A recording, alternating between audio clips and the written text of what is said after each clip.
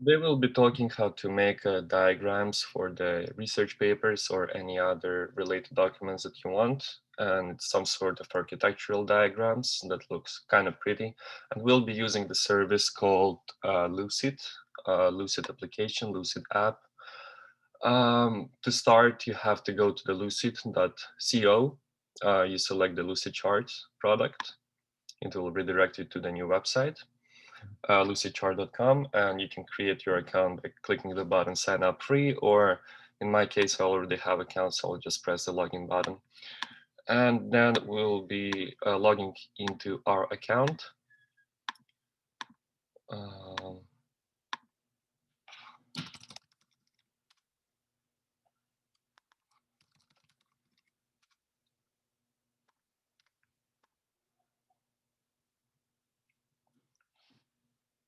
okay, once we have logged in, we'll see the interface like this. Over here, we can see multiple projects, if you have any. Another thing that Lucid Chart has a free-based account and a paid-based account. In a free-based account, you can only have 3 documents that you can work on at the current time. Or if you want a pro version, you can have as many documents as you want. So there is no limitations for that. Even though I'm using the free version of account, I can have more than 3 documents, but I can work only on the 3 most recent documents that I have in my profile at this moment. So to start off with a new project, we can click the new button, select the Lucid chart and a blank document. We'll have the pop-up that we have already more than 3 documents, and the 3 documents is a limit. But as I said, we can have more than 3. But the other ones will be inactive or the view only documents. So we'll press create a document anyway. It will basically place one of my oldest projects into inactive folder. We can say it like that. So once we have a new document, we'll have the interface like this. And in the middle, we'll have the drawing area. And on the left and on the top, we'll have some tools. And on the bottom, we'll have the pages. You can have a multiple pages per project. You can create them by clicking a plus button, and you can draw anything you want on them and export the files later as well. Today we'll be just concentrating on just one page on one diagram. So let's just copy a picture that we'll be working on today. It will look like this, and I'll be showing how to reproduce it using Lucid chart application. So we can zoom in, zoom out using the tools, using the buttons at the bottom toolbox. And first of all, what I will do, I'll create the squares at the beginning. So we'll have the base to work on. We'll be just dragging this tools that we have on the left to the actual drawing area. For convenience, we're just gonna remove the text by double clicking on the box. So we'll remove all the text that we have, and we will make the size a little bit smaller. Size actually doesn't matter because we'll be exporting the whole page at the end, and we can crop whatever we don't need. Let's start by having this size of the boxes that corresponds to these boxes. And let's make the border a little bit wider so it stands out a little bit. We'll see the optimal size, 3 pixels. I think we're gonna go with, we will go with 3 pixels at this moment. Or we can always try to see what's best, and we can edit later. Maybe we'll try to go with 2 pixels. We will copy and paste the same cells because we will be using them a lot. Just press the cell, press the box, and Control C, or Command C and Command V to copy and paste. Now we have to see the space between the squares. The tool is very convenient because we can see how the equal space between each box, as you see with these dashed arrows that tells you how many inches you have in between. And at this moment, maybe we will make it a little bit. No, we will go with 0.375 in between each box. Okay, we have the first 4 squares that we see on the left side. Then we will go with the rows or with the rectangles that we see on the right side. So we'll be using the same shape as this one, removing the text and resizing our box to be a little bit wider. We want to have 3 of the same squares so we can compare them. We have to make it a little bit smaller. So width is 0.375 of each square, so we will need approximately like this rectangle.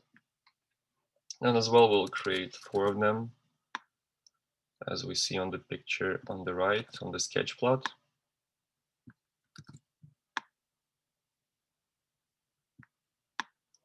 Once we have them, we want to create a small squares or the lines inside of each rectangle. For that, I'll be just using the small squares and just putting them inside of the rectangle. So it will look some sort of like this, and by copying and pasting, we can create 3 of them. So our end product will look like this. And actually, what I did before was kind of unnecessary. We can select all of 3 rectangles and delete them and just copy the ready rectangle with 3 squares inside of them and just copy paste them as many times as we want. Once we have that, we will make sure that everything is aligned correctly, and we will start putting the equal signs at this moment. We can use a text box as we see on the left side, T, and just put it inside of our drawing area. We need to put the equal sign over here. Okay. To make it a little bit more better visualized, we can select a bold text and increase the size of it. Put it a little bit closer, decrease the size of our text field, and it will look like this. Maybe we will increase the area like this. Once we are done with this, we will just move this closer. And it looks a little bit better at this moment. Once we are done with this, we have to put the other text that we have, which is x1, x2, x3, etc. So we'll be using again the text field, making it a little bit smaller, like this, and putting x. We will use the formatting. We can use the T that has a triangle that looks down to make the formatting, to put a subscript. In this case, we need to put a subscript of 1. No, that's not correct. Use this, press 1, and yeah. And then we have to put the superscript as well. It's selected at this moment. We see that it's highlighted with a blue color, so it's selected. We'll put T plus 1 like this. So we're done with that. We can copy this text field and paste it multiple times above our boxes as well. Okay, and after that, we just have to change the text. Select the literal, okay. And at this moment, it's going to be just T, x2t. This one, the second box is going to be x3t. Fourth box is going to be, third box, sorry, is going to be x4t. Okay. That looks good. We just might to increase the font size, maybe by 1, and bold text, so it will have some sort of highlight visually, like this. X3T, and we can always make changes if we don't like something later in the process as well. So I think that looks good. We just might increase the width of the border to stand out a little bit. Okay. Okay. Yeah, that looks better. And what we have made earlier is sort of unnecessary because we can copy all the things that we have done and paste it 3 more times. It will save us time later. Like this, like this, and one more, like, nope, that's not correct.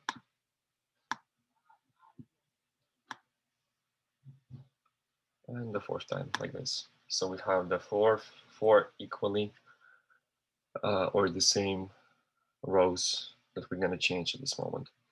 So second row becomes x2t plus 1, and we're getting rid of this x2t and keeping all others the same. Third row becomes x3t plus 1. We're getting rid of x2t and x3t. And the 4th row becomes x4t plus 1, and we're getting rid of all the others text boxes that we don't need at this moment. So it looks much better at this moment, and what we have left to do is to put the arrows to the corresponding boxes. Lucid app has this cool feature that you can draw the arrow from the box. As you see, we have 4 dots on the borders, and we can just select one of them and put whatever we need into the next box, or basically whenever we want to. If we put the arrow, we have the arrow that points from one box to the other. We can increase the width as well. I think this width would be good, would be looking good. And by selecting the arrow, we can change the shape of the arrow as well. We have these dots on the line, and if we drag one of them like this, we will change the shape or the direction or whatever you need. So I think that looks great. We might need to play with it a little bit more to find the better position or the better way to display it. But I think that the previous method, like this, will look better. And we're doing the same for all other boxes on all other rows. If we made something accidentally, we can always press Ctrl Z or Command Z for Mac users. That will erase the thing that we have made accidentally. So let's move to the next row, which is x2t plus 1. And we will do the same thing. Create a new arrow, increase the line width, and put it like this. And from this box, from this cell, we're going down here, increasing the line width, and like this. Okay. And we're left only with the one row. So we'll do the same process again. Put the arrow, increase the width, and put another 2 arrows from this box to this box. Or we can name them the cells. And from this cell to this cell. Okay. So the end result looks good. We just make sure that everything is correct as on the sketch plot. X1t plus 1. The first row looks correct. The second row looks correct. Third row looks correct as well. And yes, that's correct. The sketch looks good. Okay. Just making sure that we don't have anything wrong on our image, on our sketch. And once we're done with this, we can get rid of the sketch that we had on the right. And to export our diagram, we press the file button on the top, export, and we can choose the format that we want to export with. I will go with a PDF at this moment. And once we have done this, we'll have the options in what way we want to export. So I want to crop to the content. So we have only our diagram without any white space that we have before. Crop to the content and custom crop to make little adjustments to crop it even more. So we don't have any white space around the diagram. And that looks good. Crop. And we can download our end result. It's going to generate the file, download it, and we can see our end result like this. I think it looks great. If we need any changes, we always can go back to our document. We can just press save button, enter document name.